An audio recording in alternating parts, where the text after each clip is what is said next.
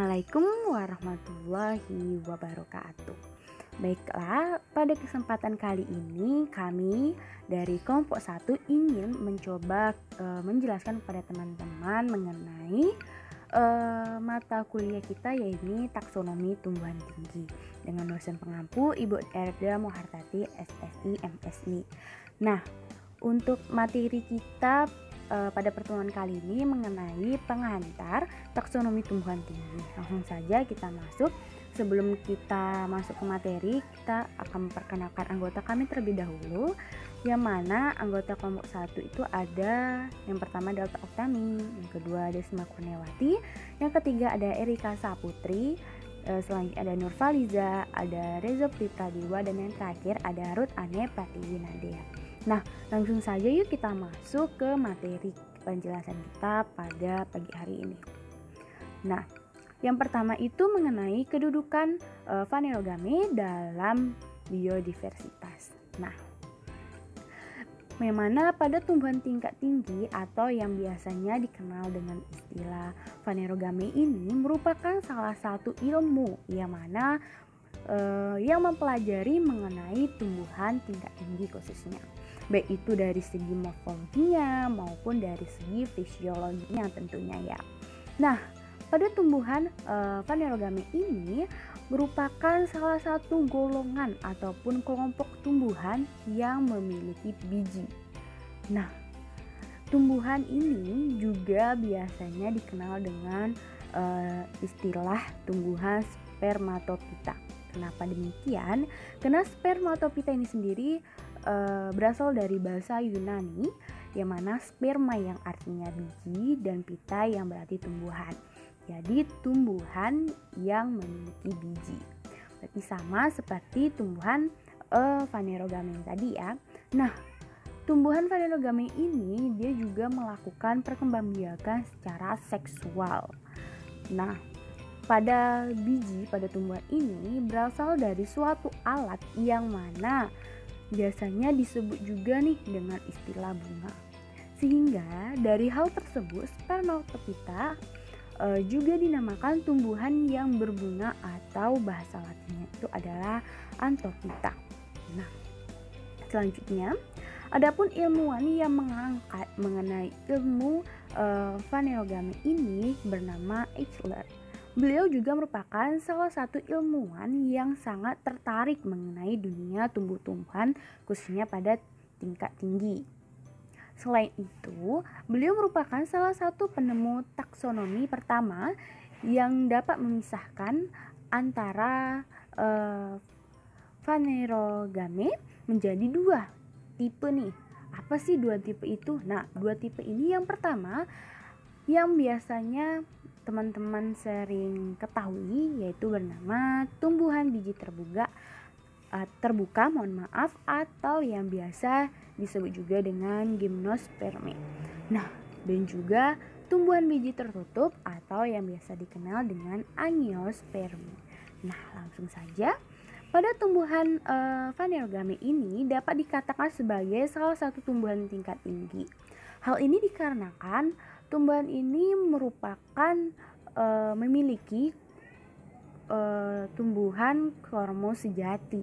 Nah, apa sih kormus itu? Nah, tumbuhan kormus ini merupakan salah satu golongan tumbuhan yang telah atau yang dapat dibedakan menjadi 3 bagian utama, yakni ada akar, batang, dan juga daun. Nah, tumbuhan ini juga memiliki organ tambahan yang telah mengalami perkembangan dari tahap bertahap ya dengan baik yang disebut juga dengan biji sporofil. Nah, adapun sporofil tersebut terpasang dalam berbagai kumpulan sporofil dalam suatu organ yang biasanya disebut juga dengan istilah bunga. Langsung saja ya. Nah, biodiversitas ini sendiri biasanya dikenal juga dengan istilah keanekaragaman hayati. Keanekaragaman hayati ini merupakan keanekaragaman organisme yang mana mereka itu menunjukkan keseluruhan dari variasi gen, baik itu jenis dan juga ekosistem yang ada di suatu daerah. tertentu. Ekosistem hayati ini meliputi dari berbagai macam perbedaan antara variasi bentuknya, penampilan jumlahnya, dan juga sifat-sifat yang terlihat pada setiap berbagai tingkatannya. Baik itu dari tingkatan gen, tingkatan jenis, maupun tingkatan ekosistem. Ya. Untuk slide selanjutnya itu mengenai jenis keanekaragaman hayati. Telah kita singgung tadi di slide sebelumnya bahwa keanekaragaman hayati ini terbagi menjadi beberapa bagian. Yang pertama itu ada keanekaragaman gen, yang kedua ada keanekaragaman jenis, dan yang terakhir ada yang namanya keanekaragaman ekosistem. Nah, kita akan bahas satu-satu. Dari keanekaragaman gen, apa sih keanekaragaman gen ini sendiri? Nah, keanekaragaman gen ini merupakan segala perbedaan yang ditemui pada makhluk hidup dalam satu spesies. Nah, contohnya seperti apa sih? Contohnya seperti pada buah mangga atau Mangifera indica.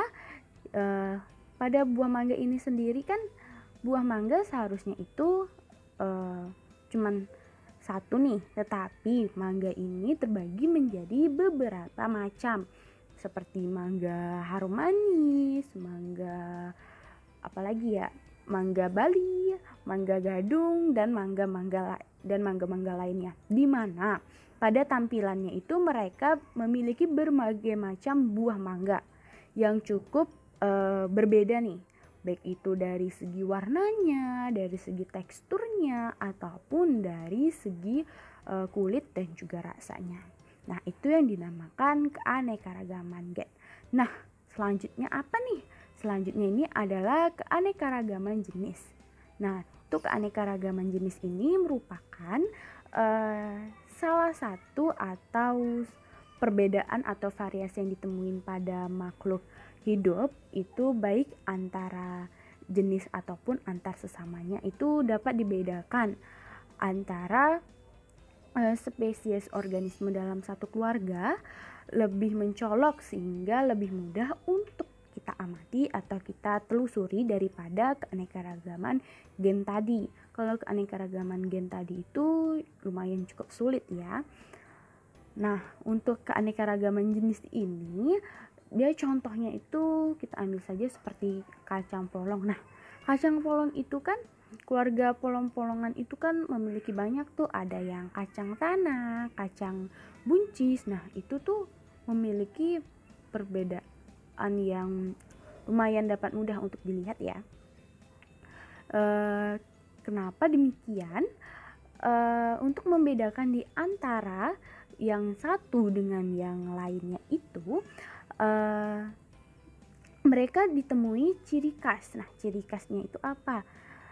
Yang sama namun dari sisi ukurannya seperti yang kita katakan tadi, seperti kacang polong ataupun kacang tanah, memiliki dari sisi ukuran ataupun hidupnya, bentuknya ataupun bijinya itu memiliki jenis. Nah, untuk keanekaragaman ekosistem ini sendiri, dia itu seperti yang kita kenal, ekosistem ini dapat diartikan sebagai salah satu hubungan ataupun interaksi timbal balik yang terjadi antara makhluk hidup yang satu dengan makhluk hidup yang lainnya, dan juga antara makhluk hidup dengan lingkungannya, sehingga setiap makhluk hidup hanyalah akan tumbuh dan juga berkembang pada lingkungan yang sesuai.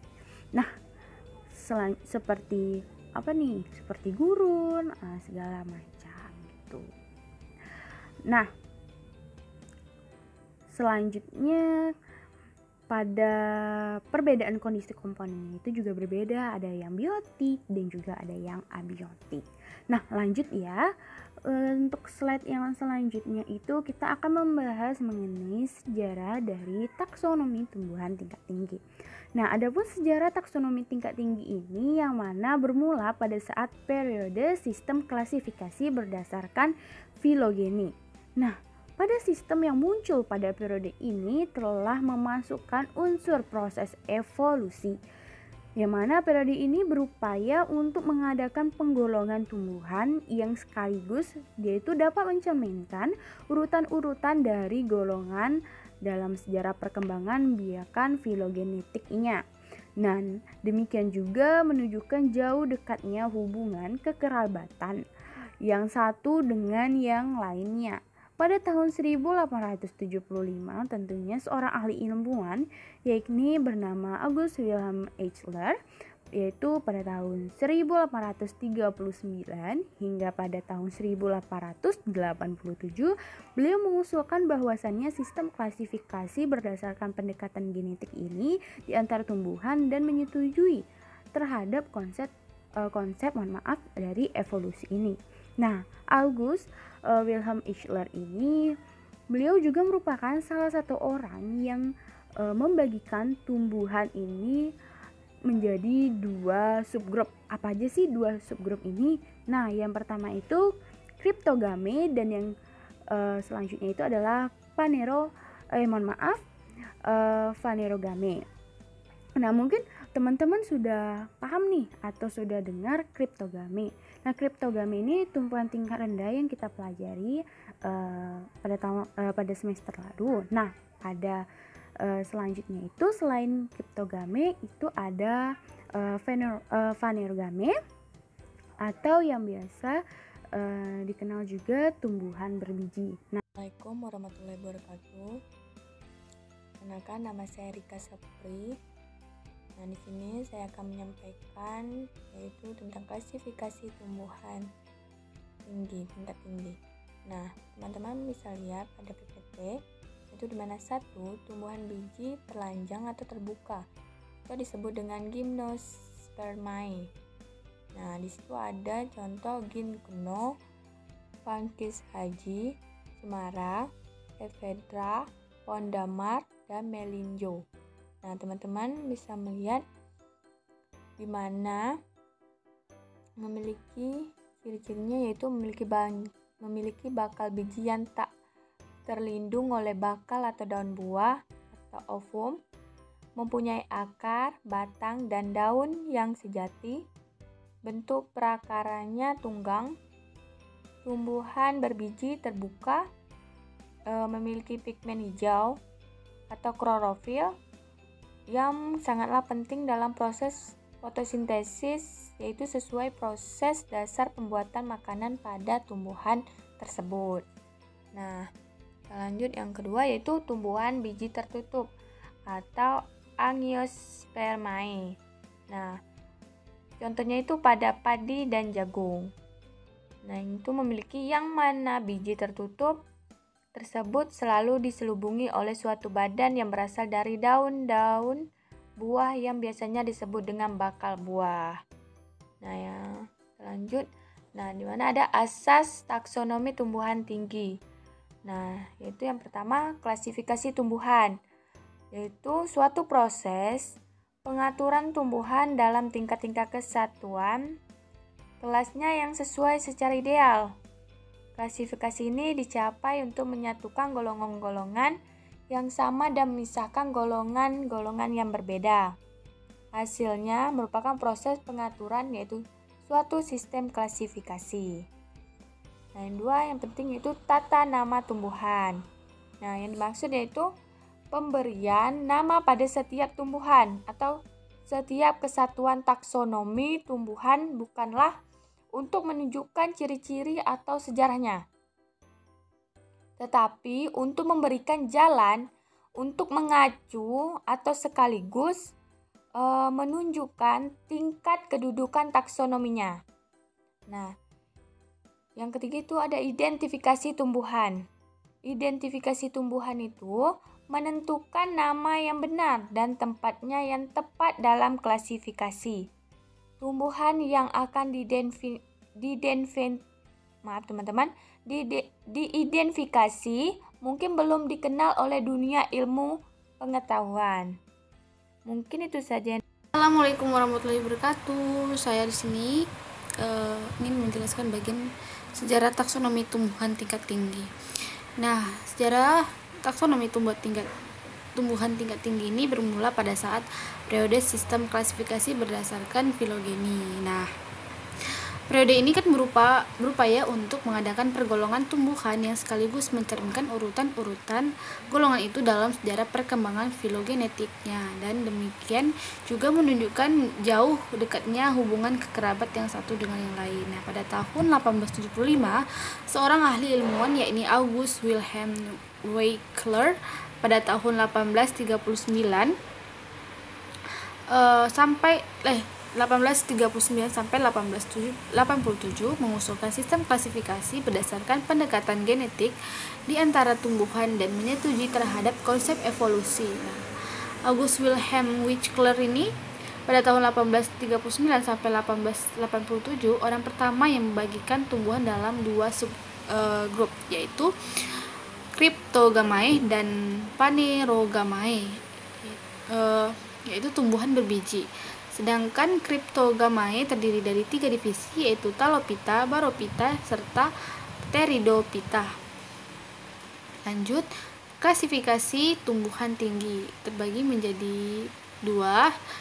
Ada tumbuhan biji telanjang atau terbuka atau disebut dengan Gymnospermae. Contohnya seperti ginkgo, pakis haji, cemara, ephedra, pohon damar, dan melinjo. Nah, ciri-cirinya seperti memiliki bakal biji yang terlindungi oleh bakal atau daun buah atau disebut dengan ovum. Yang kedua, mempunyai akar, batang, dan daun yang sejati. Yang ketiga, bentuk perakarannya tunggang. Yang keempat, ada tumbuhan berbiji tersebut terbuka memiliki pigmen hijau atau klorofil yang sangatlah penting dalam proses fotosintesis, yaitu suatu proses dasar pembuatan makanan pada tumbuhan tersebut. Yang kedua, tumbuhan berbiji atau tertutup disebut dengan Angiospermae, contohnya pada padi dan jagung.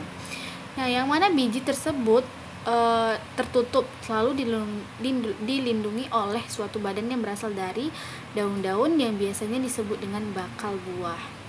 Nah, lanjut ke sistem klasifikasi tumbuhan.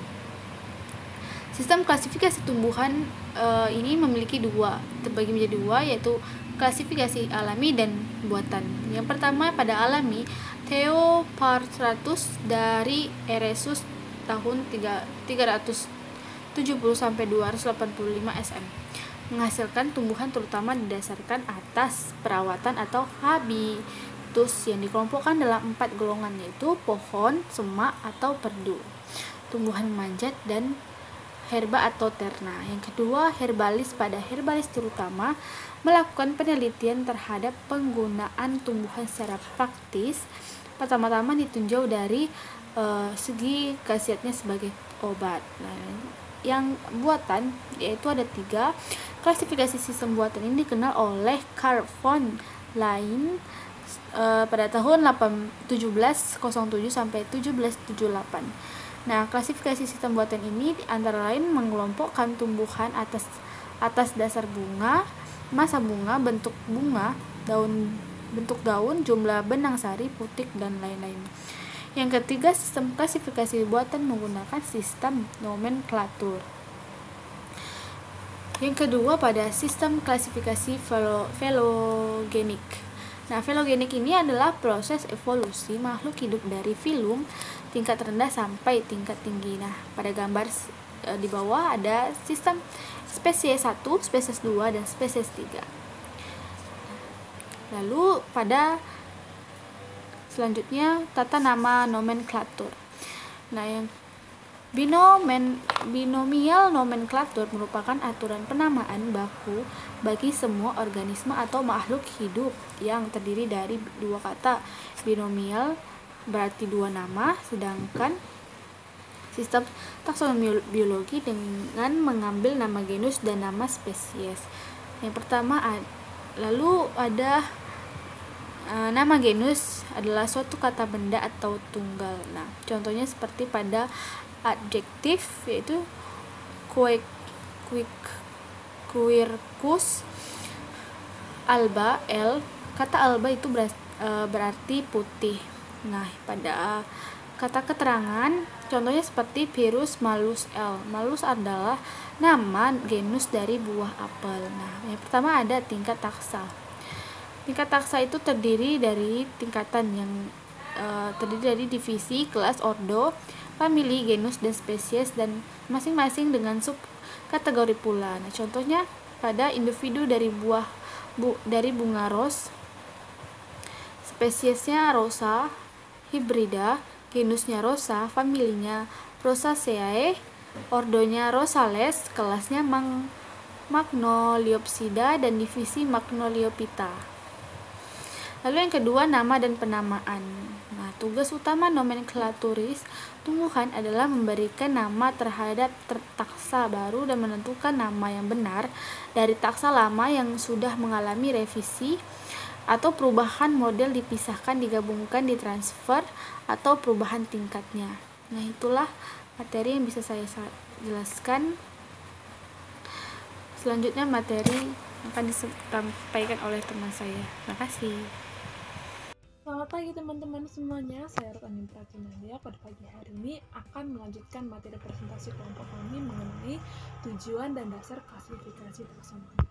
Yang pertama ada dasar-dasar klasifikasi makhluk hidup, organisme, bahkan tumbuhan. Apa aja sih yang kita perlukan untuk mengklasifikasikan suatu makhluk hidup? Nah, masing-masing makhluk hidup itu memiliki ciri-ciri yang membedakan antara makhluk hidup yang satu dengan yang lainnya. Tetapi di atas perbedaan yang mereka miliki pasti ada satu atau lebih persamaannya.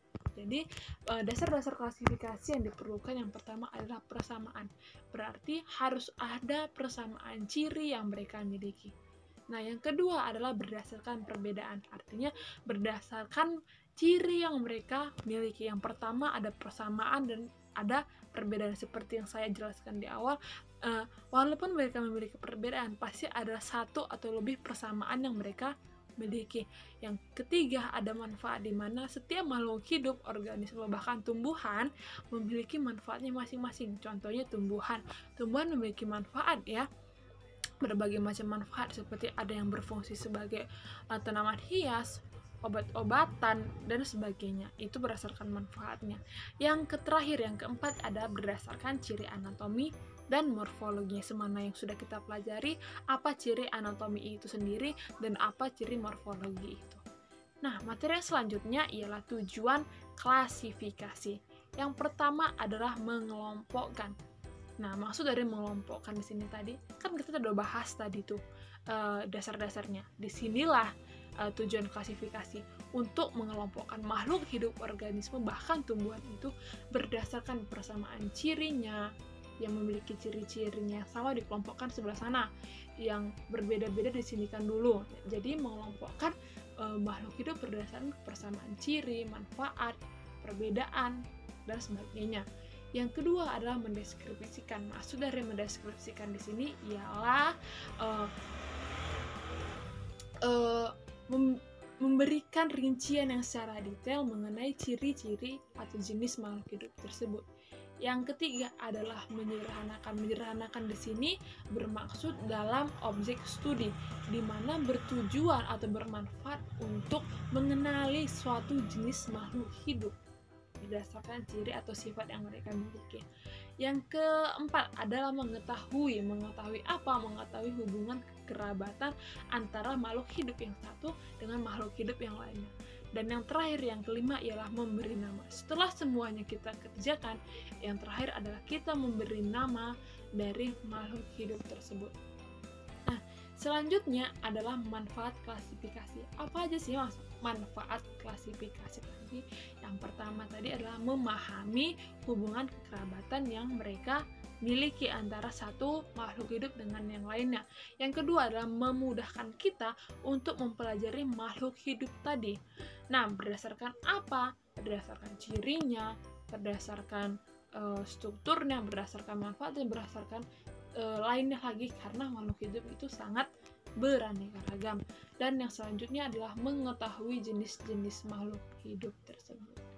Nah, selanjutnya adalah hierarki dan posisi takson. Hierarki di sini ialah tingkatan. Sedangkan takson ialah tingkatan, tapi takson ini berarti jamak. Jadi kalau hierarki hanya tingkatan, kalau takson itu tingkatan yang lebih banyak lagi. Nah, dalam artian dalam taksonomi semua organisme dikelompokkan ke dalam tingkatan atau hierarki. Sedangkan tingkatan-tingkatannya disebut takson karena dalam artian jamak, yaitu taksa. Nah, mulai dari mana? Dari yang paling besar dulu atau dari tingkatan yang paling besar atau yang paling tinggi? Lebih luas ya, yaitu adalah kingdom.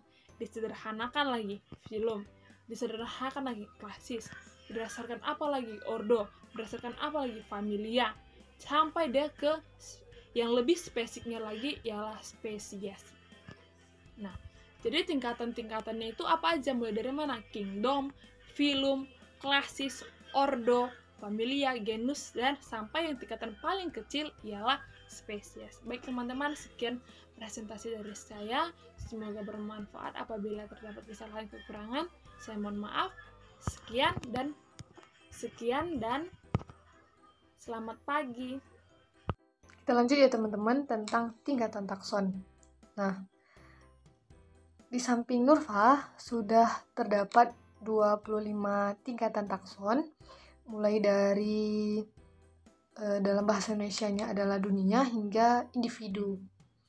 Nah, 25 tingkatan takson ini dibuat berdasarkan dari aturan penamaan dari suatu badan internasional, Code Botanical Nomenclature atau ICBN, atau dalam bahasa Indonesianya kita kenal dengan Kode Internasional Tata Nama Tumbuhan atau KITT. Nah, ini termuat dalam ICBN tersebut.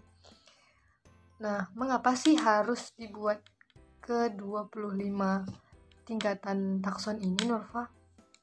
Nah, misalnya kita mulai dari Racnum. Nah, dalam bahasa Indonesianya itu adalah dunia, dan bahasa Inggrisnya adalah kingdom, dan akhirannya itu adalah plante atau tumbuhan. Nah, kalau subracnum itu akhirannya bervariasi. Nah, kita tahu ya teman-teman, setiap pada umumnya tumbuhan itu memiliki akhiran dari penamaannya itu ada penentuannya gitu. Misalnya nih, contohnya adalah pada tingkatan takson divisio. Nah, kita kenal ya teman-teman pada pertemuan mata kuliah taksonomi tumbuhan rendah, kita belajar tentang kelompok tumbuhan talus. Nah, divisi kelompok tumbuhan talus. Nah, kalau kita masukkan dalam bahasa atau bahasa ilmiahnya, maka dia memiliki akhiran vita, teman-teman, pada divisinya gitu. Misalnya divisi talus, maka akan bernama talovita.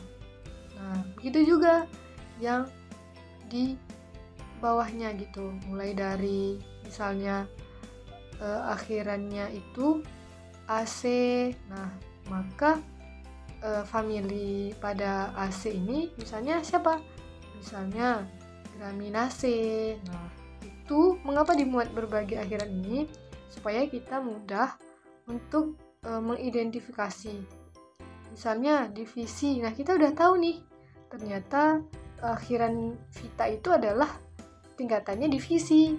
Nah, kalau akhirannya misal pada tumbuhan itu adalah ales, maka dia termasuk ke dalam tingkatan ordo. Nah, lalu Nurfa, mengapa sih yang genus hingga dengan individu itu bervariasi? Nah, pada tingkatan ini makhluk hidup sudah memiliki ciri-ciri yang bervariasi gitu, sudah mencolok, sehingga akhiran pada penamaannya itu tidak ditentukan, sehingga dia itu bervariasi gitu, menyesuaikan dengan keistimewaan pada suatu tumbuhan tersebut.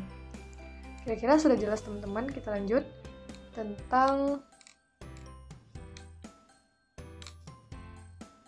klasifikasi sebagai suatu produk dan proses. Nah, kita telah belajar tentang manfaat dari klasifikasi. Nah, di mana memudahkan kita dalam mempelajari biodiversitas yang ada di dunia ini. Maka dari itu, klasifikasi disebut juga sebagai produk, di mana dia menghasilkan suatu nama dari individu. Contohnya apa, Nurfa? Nah, contohnya adalah Zemeis. Nah, contohnya adalah jagung.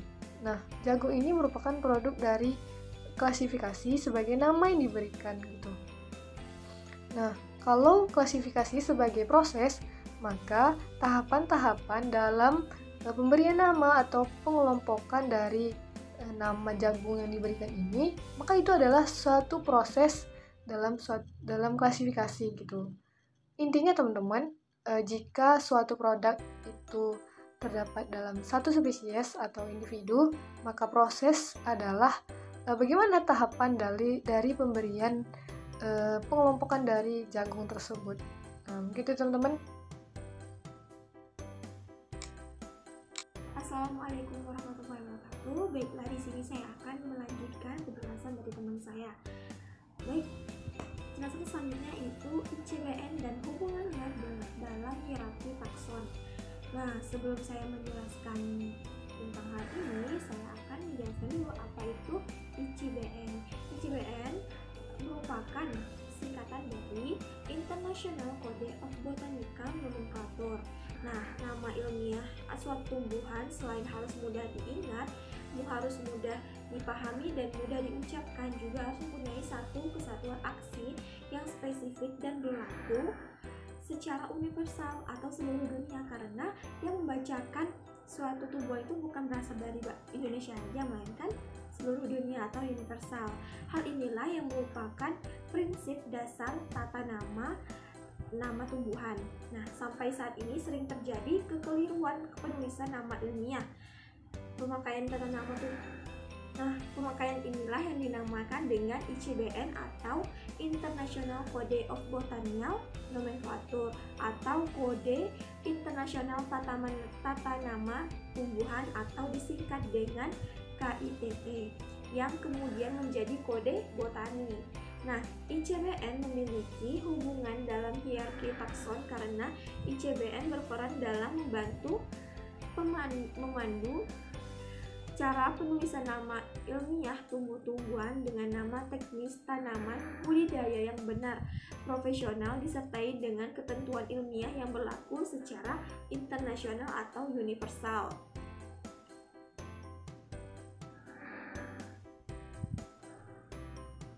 Baiklah, selanjutnya yaitu sistem klasifikasi.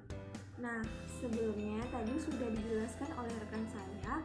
Sistem klasifikasi berdasarkan dasar-dasar klasifikasi. Sistem klasifikasi makhluk hidup dapat dibedakan menjadi sistem ilmiah, sistem artifisial buatan, sistem filogenetik, dan sistem modern. Nah, pada kesempatan kali ini saya akan menjelaskan hanya satu saja, yaitu klasifikasi sistem modern. Nah, klasifikasi sistem modern ini dibuat berdasarkan hubungan kekerabatan organisme atau filogenetik, ciri-ciri gen atau kromosom, serta ciri-ciri biokimia. Pada klasifikasi sistem modern, selain menggunakan dasar perbandingan ciri-ciri morfologi, struktur anatomi, fisiologi, etologi, jika dilakukan perbandingan struktur molekuler dari organisme yang diklasifikasi. Nah, mungkin itu saja yang dapat saya sampaikan. Lebih terkurang mohon maaf. Saya akhiri, wabillahi taufiq. Assalamualaikum warahmatullahi wabarakatuh. Terima kasih.